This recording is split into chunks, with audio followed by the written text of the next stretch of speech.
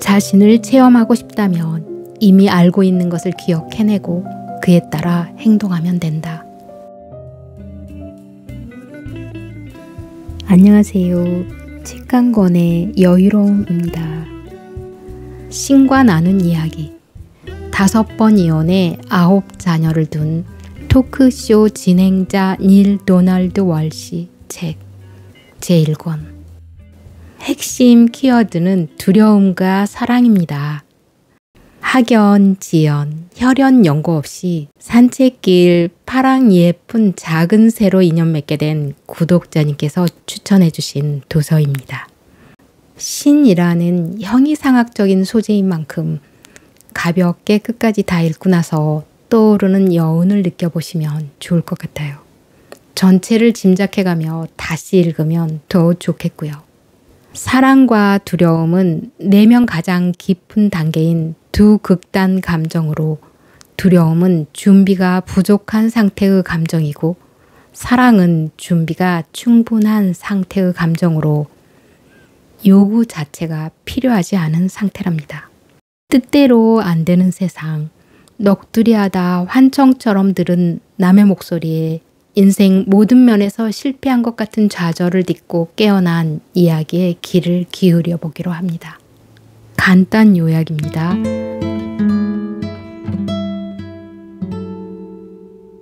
사람의 본성은 가장 소중한 것을 사랑하다가 파괴하고 다시 사랑하는 것이다. 사랑은 내면 깊숙한 감정 중 하나로 두려움과 대립하며 우리의 모든 생각과 행동의 동기가 된다. 두려움과 사랑은 최초의 생각이며 원처의 힘이고 인간의 체험 엔진을 움직이는 생자 에너지다. 두려움은 움츠러들고 닫아걸고 조이고 달아나고 숨고 독점하고 해치는 에너지다. 사랑은 펼치고 활짝 열어 풀어주고 머무르고 드러내고 나누고 치유하는 에너지다. 두려움과 사랑은 상대성이라 일컫는 양쪽 두 극점의 알파와 오메가로, 두 극점이 없다면 다른 어떤 개념도 존재할 수 없다. 그 밖에 모든 개념은 이 둘의 파생물에 지나지 않으며 그저 같은 주제의 변주들, 다른 꼬임일 뿐이다. 비틀린 심사와 비난으로 가득 찬 원망을 쏟아보았는가? 왜 내 인생은 순탄하게 굴러가지 않는 겁니까? 왜 내 주위의 인간들은 다 나를 귀찮게 하는 겁니까? 대체 내가 무슨 짓을 했기에 늘 고통이 끊이지 않는 겁니까? 이러한 분노 어린 질문에 누군가 답을 내놓으려 한다면 틀림없이 하긴 하고 싶은 것이 있을 것입니다. 일시적인 푸념인지 진짜로 진지한 답을 얻고자 함인지, 너무나 간절하고 너무나 진지하다면 뇌리에 깊숙이 박힌 부모의 음성이 들려올지도 모르죠. 이 책의 저자가 기적을 일으켰습니다. 기적이라기보다 선택이라고 해야 맞겠죠. 죽는 한이 있더라도 살아서 꼭 답을 듣고 싶다는 쪽을 선택한 것이니까요. 그렇게 묻고 듣고 기록한 3년간의 과정을 한데 묶어 책으로 펴낸 것입니다. 저자는 순전히 듣는 체험이었음을 강조합니다. 느낌으로 알아차리는 영혼의 언어, 하나의 상징이며 기호로서 받아들인 체험으로, 말은 진리가 아니며 실체도 아니라던 움베르토 에코의 말도 스치며 수긍할 것입니다. 저자는 자기 생각들을 떨쳐버리기까지 오래 기다리고 그 말들이 어딘가 다른 데서 오는 것이라는 느낌을 놓칠 때면 또 기다리면서 받아 적었다고 합니다. 완벽한 답을 기대한다면 신의 음성으로, 사랑의 답을 기대한다면 부모의 음성으로 들리지 않을까 짐작합니다. 이야기는 이렇게 시작된다. 나는 네 마음이 울부짖는 걸 들어왔다. 나는 네 영혼이 찾아 헤매는 걸 봐왔다. 난 네가 얼마나 간절히 진리를 바랐는지 안다. 너는 고통 속에서 그것을 달라고 소리쳤으며 기쁨 중에도 소리쳤다. 너는 끝없이 내게 간청해왔다. 나를 보여주고 나를 설명해주고 나를 드러내 달라고. 알물 주는 것은 경험이다. 체험으로 느낀 자신의 직감과 권위자한테서 들은 말이 다를 때 당신은 무엇을 버리는가? 딴 사람의 말을 취하고 자신의 체험을 쉽게 버리지 않았는가? 알문 체험에서 비롯한다는 것을 알지만 우리는 너무도 쉽게 자신의 체험을 버리고 딴 사람의 말을 취한다. 그렇게 해서 내가 취한 메시지의 출처는 온전할까? 이런 형이상학적 도전은 통찰력으로 해결해야 하는 문제라 몇 가지 기본 원칙을 적용해 보기로 한다. 가장 고귀한 생각, 가장 명확한 말, 가장 강렬한 느낌은 항상 온전하다는 가정이다. 그보다 덜한 모든 것의 출처는 온전하지 못할 가능성이 크다는 것이다. 누구에게나 가장 고귀하고 가장 명확하고 가장 강렬한 것은 구별이 쉬운 일이다. 가장 고귀한 생각이란 예외 없이 기쁨이 담겨 있는 생각이고 가장 명확한 말이란 진리를 담고 있는 말이며 가장 강렬한 느낌이란 사랑이라 부르는 바로 그 느낌이다. 기쁨과 사랑 그리고 진리의 체험인 것이다. 이 지침들은 어떤 메시지가 온전한 출처이고 온전하지 않은 출처인지 구별할 수 있게 한다.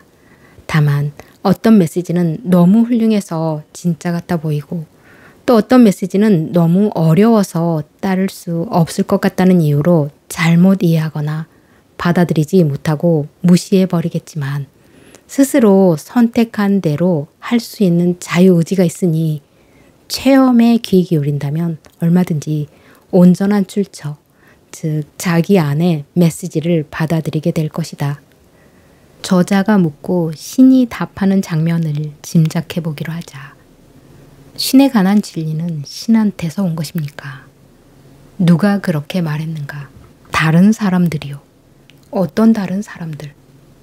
지도자들, 사제들, 납비들, 목사들, 책들, 거기다 성서까지도요. 그런 것들은 믿을 만한 출처가 못 된다. 그것들이 믿을 만한 출처가 아니라고요. 그렇다. 그럼 뭐가 믿을 만한 출처인가요? 네 느낌에 귀를 기울여라. 네 가장 고귀한 생각들에 귀를 기울여라. 네 체험에 귀를 기울여라. 이 중 어느 하나라도 너의 선생들이 말한 바나 네가 책에서 읽은 바와 다르다면 그 말들을 잊어버려라. 말이란 건 가장 믿음직스럽지 못한 진리 조달업자다. 우리는 간청하는 걸 갖지 못할 것이며 원하는 것도 가질 수 없다. 왜냐하면 요구 자체가 결핍에 관한 진술이며 정확히 그런 체험 곧 모자람이기 때문이다. 반면에 감사의 기도 또는 탄성은 체험하기로 선택한 것에 대한 미리 선포로서 실제로 있음을 인정하는 셈이다. 따라서 감사는 신에게 보내는 가장 강력한 진술, 청하기도 전에 먼저 응답하는 하나의 확약이다. 그러므로 절대 간청하지 마라. 감사하라. 우리는 왜 여기에 있는가? 자신에 관한 자기 체험이란 무엇일까? 자신이 누구인지 기억해내고 재창조하기 위해서다. 형이상학적 체험에 대해 장황해 보이지만 설명해 보겠다. 태초에 존재는 존재했던 모든 것이었고 그 외의 것은 존재하지 않았다. 그런데 존재 전체는 자신은 알 수 없었다. 왜냐하면 존재 전체가 곧 존재했던 모든 것이었고 그 밖의 것은 존재하지 않았기에 그리하여 존재 전체는 존재하지 않았다. 왜냐하면 자신 외에 다른 것이 전혀 없는 상태에서는 존재 전체도 존재하지 모든 것인 전체는 보이지 않고 들리지 않고 관찰되지 않는다. 보고 듣고 관찰하려면 이것과 저것으로 나뉘어야 하는데 그것이 전체를 나눈 부분이다. 이로써 여기 있는 것과 저기 있는 것을 창조하여 스스로 자신을 이해할 수 있게 만들었다. 이것은 내부로부터 일어난 엄청난 폭발의 순간, 즉 빅뱅 이론과 같은 것인데 이로써 상대성이 나타나고 절대 대립물로서 존재하는 이원성에 대한 설명이 가능해진다. 절대 존재의 보이는 부분들이 자신들을 서로 관련된 것으로 정의하기 시작한다. 보이지 않는 부분들 역시 그렇게 한다. 예를 들어 선과 악, 빛과 어둠, 사랑과 두려움 등. 또 무에서 사이 공간으로 나뉘면서 여기에서 저기로 이동하는 데 걸린 시간을 측정할 수 있게 된다. 내가 나를 나눈 것은 나 자신을 체험으로 알 수 있게 해줄 내 부분들을 충분히 창조하기 위해서였다. 창조주가 자신이 창조주임을 체험으로 아는 방법은 딱 한 가지뿐이다. 그것은 창조하는 것이다. 신이 그렇다. 인간이 신과 닮은 꼴로 창조되었다고 말할 때의 의미가 바로 이것이다. 영혼은 자신을 체험으로 알고자 갈망한다. 자기가 자기를 알 수 있는가? 뭔가를 안다는 것과 그것을 체험한다는 건 전혀 다른 문제다. 개념으로 안다는 것만으로는 충분하지 않다. 키가 작다는 것을 깨닫지 못하면 그것을 깨달을 때까지는 자신이 키가 크다는 것을 알 수 없다. 말랐다는 것을 알지 못하면 뚱뚱함이라는 자신의 일부를 체험할 수 없다. 궁극의 논리에 따르면 나는 나 아닌 것과 마주치기 전까지는 나로서 체험할 수 없다. 이것이 즉 나 아닌 것이 나 자신을 규정하는 것이니 바로 상대성 이론의 목적이자 모든 물질적 삶의 목적이다. 궁극의 알매서 자기 자신을 창조주로 인식하는 경우 직접 창조해보기 전까지는 자신을 창조주로 체험할 수 없다.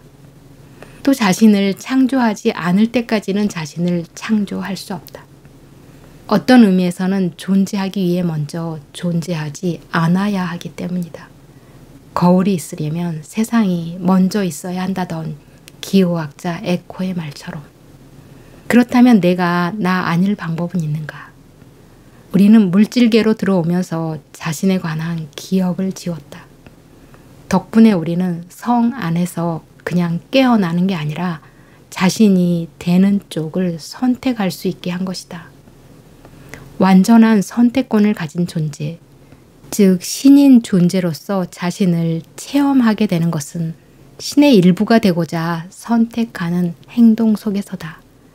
전체와 재결합하는 행동, 즉 신에게로 돌아가는 행동을 기억이라 부르는 건 이 때문이다. 자신이 참으로 누구인지 재구성하는 것은 전체인 신을 체험하기 위해 여러 부분과 결합하는 쪽을 선택하고 있다. 따라서 이 지상에서 우리의 직무는 배우는 것이 아니라 이미 알고 있으니 자신을 재구성, 즉 기억하는 것이며 다른 모든 사람을 재구성하는 것이다. 다른 사람들 역시 자신을 재구성할 수 있도록 깨우쳐 주는 것이 바로 자신의 직무에서 큰 비중을 차지하는 이유다. 훌륭한 영혼의 스승들이 하나같이 해온 일이 바로 이것이다. 그것은 우리의 유일한 목적이다. 다시 말해 우리 영혼의 목적이다. 삼중의 실제는 신의 표지다. 하나 속의 셋은 숭고한 영역으로 교회의 성부, 성자, 성령의 삼위일체와 일치한다. 성부는 모든 이해의 부모요, 모든 체험의 원천인 알미다. 왜냐하면 알지 못하는 것을 체험할 수는 없기 때문이다. 성자는 아버지가 자신에 관해 알고 있는 모든 것의 재현 또는 육하인 체험이다. 왜냐하면 자신이 체험하지 못한 존재일 수는 없기 때문이다. 성령은 아들이 자신에 관해 체험한 모든 것의 탈육하인 존재다. 그것은 오직 알고 체험한 것에 대한 기억을 가질 때만 가능한 소박하면서도 절묘한 있음이다.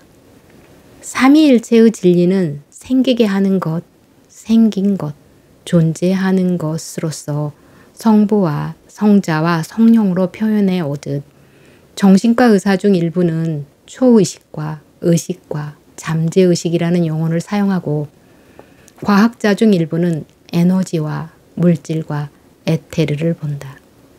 시간을 말할 때 세 가지로 곧 과거, 현재, 미래를 이야기하고 공간관계의 면에서 여기와 저기 그리고 이것 간의 사이 공간을 인식하고 지각 속에는 지금 그리고 전과 후라는 순간이 존재한다.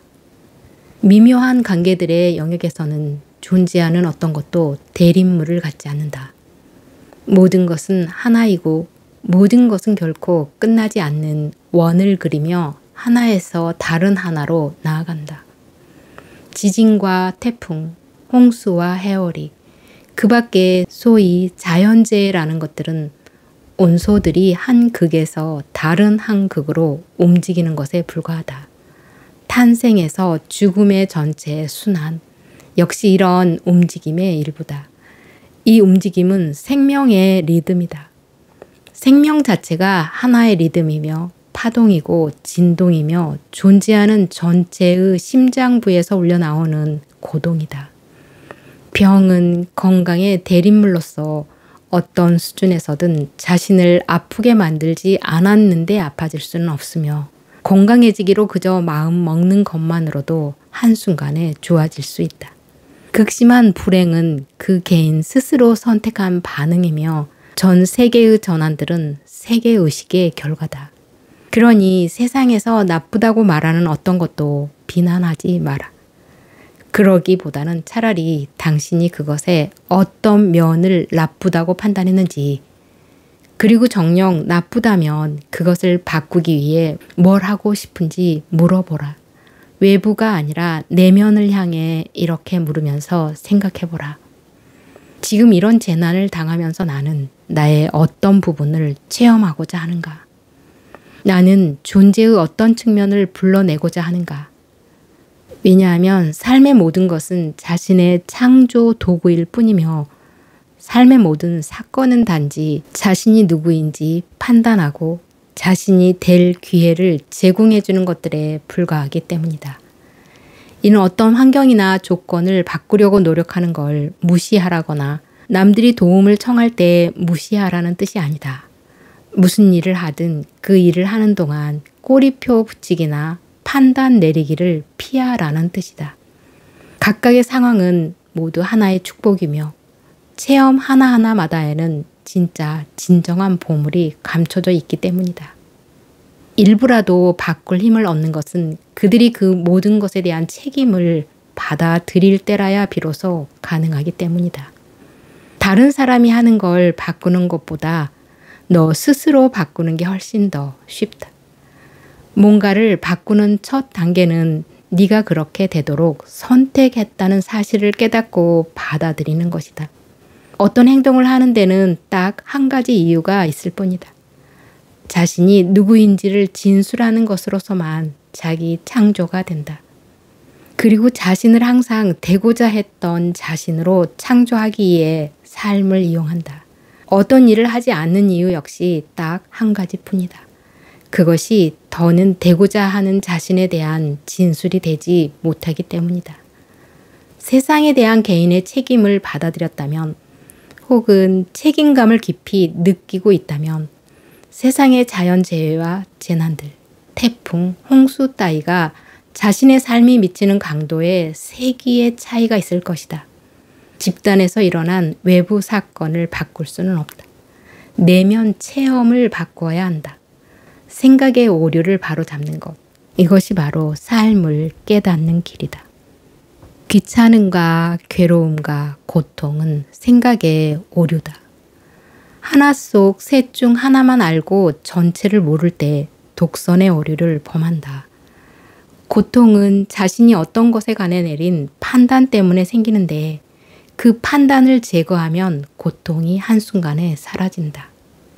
판단은 과거의 어떤 체험에 근거하고 있는데 어떤 것에 대한 관념은 그것에 관한 이전 관념에서 나오고 이전 관념은 그보다 더 앞의 관념에서 나오는 마치 거울의 방처럼 맨 처음 생각에까지 거슬러 올라간다. 어떤 생각도 원래 생각보다 더 강하지 못하기 때문에 맨 처음 생각이 틀렸다면 오류 메시지의 출처가 그러한 원죄다. 지옥은 잘못된 사고로 겪는 고통의 체험이다. 기쁨과 정반대되는 지옥 체험은 너의 선택과 결정과 창조들이 일으킬 수 있는 최악의 결과이다. 존재 전체를 망각하고 자신을 부정할 때마다, 참된 자신을 거부할 때마다 너인 그런 체험을 창조한다. 자신이 누구인지 알고는 이때 체험하지 못하는 못난 존재이다. 진정으로 옳은 것이 되고 옳은 것을 하고 옳은 것을 가지려 할 때 필요한 것은 두려움이 아니라 바로 너 자신의 규칙을 만들고 스스로 그 지침들을 설정하는 것이다. 자신이 얼마나 잘해왔고 지금 얼마나 잘해 나가는지 판단하는 사람도 자기 자신이다. 자신이 참으로 누구이고 무엇인지, 자신이 어떤 존재가 되고자 하는지를 판단해온 당사자이기 때문이다. 바로 자신이 얼마나 잘 해나가는지 판단할 수 있는 유일한 사람이다. 절대 완벽 상태는 다른 것이 될 수 있는 선택권까지 갖지 않는다면 넌 그렇게 될 수 없을 것이다. 그러하니 과거의 나쁜 체험에 근거하여 두려워하지 말고 지금 원하는 대로 해도 좋다. 그러나 그 귀결을 깨닫는 것은 크게 도움이 되리라. 귀결이란 당연한 결말로서 자연 법칙의 자연스러운 작용이다. 이미 일어난 것의 귀결로서 앞으로 이 일을 충분히 예측할 수 있는 그런 것이다. 모든 물질적인 삶은 자연 법칙에 따라 움직인다는 사실을 기억해내고 적용하기만 하면 삶을 지배할 수 있다. 절대 완벽 상태는 머릿속 관념이나 개념을 느낌이라는 체험으로 바꾸고 자신을 알게 되는 것이다. 너희는 온갖 자유와 온갖 기쁨과 온갖 평화와 온갖 평온과 영혼의 온갖 지혜와 오성과 권능을 갖게 될 것이다. 완전히 실현된 존재가 될 것이다. 눈송이에 대한 독창성은 하나의 신비다. 그 복잡함과 문양의 대칭성, 동일성은 자연이 펼치는 외경스러운 기적이다. 그 도안의 완벽함을 느끼고 체험으로 알게 된다면 너희가 현실로 이해하는 우주의 진리를 감당하지 못할 것이다. 네가 아직 그것이 뜻하는 바를 상상하거나 이해할 수 없다. 그러나 네가 뜻하는 바가 있다는 것, 너의 현재 이해 능력으로 끌어안을 수 있는 것보다 훨씬 더 복잡하고 훨씬 더 놀라운 뜻이 들어있다는 건 알 수 있을 것이다. 햄릿이 호레이쇼에게 말했듯 이 천지간에는 너의 지혜로 상상할 수 있는 것보다 더 많은 것들이 있단다. 그건 배움의 문제가 아니라 기억의 문제다. 고요히 있는 것에서 시작하라. 외부 세계를 가라앉혀라. 그러면 내면 세계가 내게 시야를 줄 것이다. 네가 찾아야 하는 것은 통찰력이다. 그것은 외부 현실에 지나치게 깊숙이 빠져 있는 동안에는 그것을 가질 수 없다. 가능하면 내면으로 들어가려고 애써라. 좀 더 실감나도록 1인칭으로 바꿔 대내어 보라. 내가 내면으로 가지 않는다면 나는 바깥으로 가게 되리라. 너의 시야를 평생 바깥으로 향하지만 그럴 필요도 없고 그래봤자 뭔가 이루지도 못할 것이다. 외부로부터 유입된 오름이나 그름은 본래의 상태가 아니다. 개인의 가치 체계 속에만 있는 주관적인 판단이다. 그들의 주장과 판단대로 내가 누구인지를 체험해왔다면 지금 당장 중지해야 한다. 너의 지금 모습대로 존재하는 것은 너 때문이다. 네가 내린 선택들이고 혹은 네가 선택하지 않은 때문이다. 우리는 다 도둑의 마음속에 있는 훔치려는 욕구, 즉 감지될 필요를 만들어낼 상황의 원인 제공자들이다. 상대가 내게 범죄를 일으킨 이면을 볼 때에야 비로소 너는 그런 범죄가 일어나는 상황을 치유할 수 있다. 굶주린 사람에게 먹을 것을 주듯 운 나쁜 사람에게 기회를 주고 화난 사람에 대한 편견을 끝장내야 함을 깨달을 수 있다. 너의 시야를 내면 세계로 향할수록 더욱 선명해진다. 문제는 기억해내는 것이다. 자신의 체험에 함께했던 사람과 시간, 장소들을 그때그때 상황마다 스스로 자신에 대해 느낀 바를 알아차리고 오류를 바로잡는 것이 생각보다 쉽다. 이것이야말로 다른 어떤 배움보다 탁월한 망각의 늪에서 자신을 구하는 방법이다. 이제 너는 자신의 체험을 창조하는데 함께할 사람과 장소와 시간들, 즉 조건과 상황들과 도전과 장애들, 그리고 기회와 선택 사항들을 선택할 수는 있다.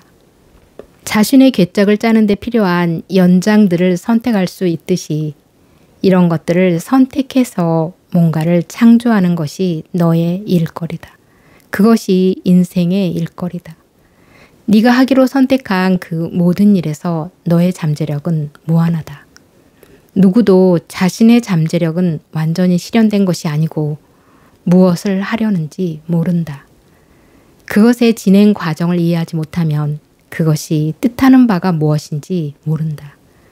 그러므로 모든 사람과 모든 조건을 축복하고 그것들에 감사하라. 신이 창조한 것들의 완벽성을 인정하고 그 창조물들의 믿음을 보여라.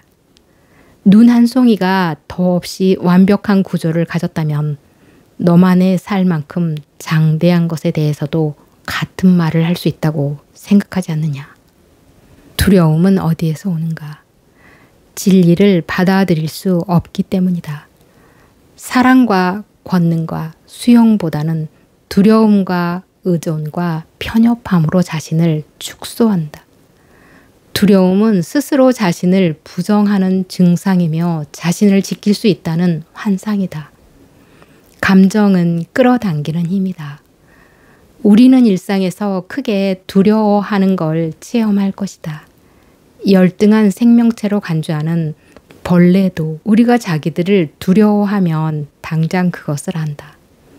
식물도 자기네를 아껴주는 사람들에게 훨씬 더 잘 반응한다. 감정은 움직이는 에너지다.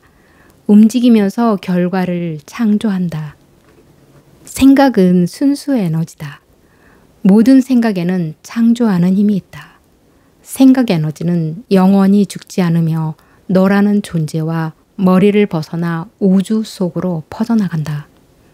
모든 생각은 엄청나게 복잡한 미로 속에서 서로 교차하며 형언할 수 없을 만큼 아름답고 믿을 수 없을 만큼 끊임없이 변화하는 무늬를 이루면서 다른 생각들과 만난다. 비슷한 에너지는 비슷한 에너지를 끌어당긴다. 그렇게 해서 비슷한 종류의 에너지, 덩어리를 이룬다. 물질은 이런 순수 에너지 덩어리에서 형성되고 작용한다. 서로 닮지 않은 대립 물질이 형성되어 그 구조를 무너뜨리고 원래 에너지를 방출하면서 그 물질을 해체할 때까지. 원자폭탄의 기초 이론처럼 이제 비슷한 마음을 가진 사람들이 함께 일하면 어떻게 마음에 드는 현실을 창조할 수 있는지 더 잘 이해하게 되었을 것이다. 공동체가 일으키는 기적 같은 일들처럼 개인의 간절한 생각인 기도, 소망, 바람, 꿈, 두려움 등도 놀랄 만큼 간절하다면 개인들 역시 당연한 결과를 빚어낼 수 있다. 인류사의 단일 사건으로 아담과 이브의 예가 그것이다. 아담의 타락으로 일컬어지는 원죄는 사실상 아담의 선택이다.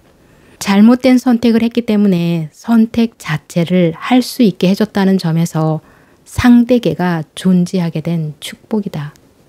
이브가 아담을 몰래 깨어내 함께 죄를 짓게 한 요부라는 설정은 남성의 타락을 여성의 탓으로 왜곡한 오류 메시지다. 오류 메시지로 창조한 혼란은 말할 것도 없고 온갖 종류의 비틀어진 현실이 생겨났다. 상대계는 우리 자신을 체험하기 위해서 창조된 현실이며 부분이 아닌 전체로서 자신을 체험하는 절대계의 대립물이다. 너희가 절대계로 들어갈 때 너희는 사랑으로 들어가는 것이다. 사랑은 궁극의 실체다. 그것만이 유일하고 그것만이 전부다. 사랑의 감정은 너희가 신을 체험하는 것이다. 사랑은 두려움의 다른 한 끝이다. 물질 차원의 영역에서 존재가 자리 잡을 수 있는 위치는 오직 사랑과 두려움 두 곳이다. 현실에서 두려움에 뿌리박은 생각들은 한 종류의 드러냄을 만들어내고 사랑에 뿌리박은 생각들은 또 다른 드러냄을 만들어낸다. 요컨대 선각자들은 어떤 경우에도 어떤 순간에도 어떤 환경에서도 오직 사랑만을 선택한 사람들이다. 죽임을 당할 때조차 박해를 당할 때조차 그 압제자들을 사랑했다. 이 진리는 인간 체험의 모든 회랑을 지나 길게 울려 퍼졌다. 너희가 귀담아 듣기를. 우주에는 어떤 우연의 일치도 존재하지 않는다. 자신의 상황과 조건과 일치하는 외부 세계는 더 존재하지 않는다.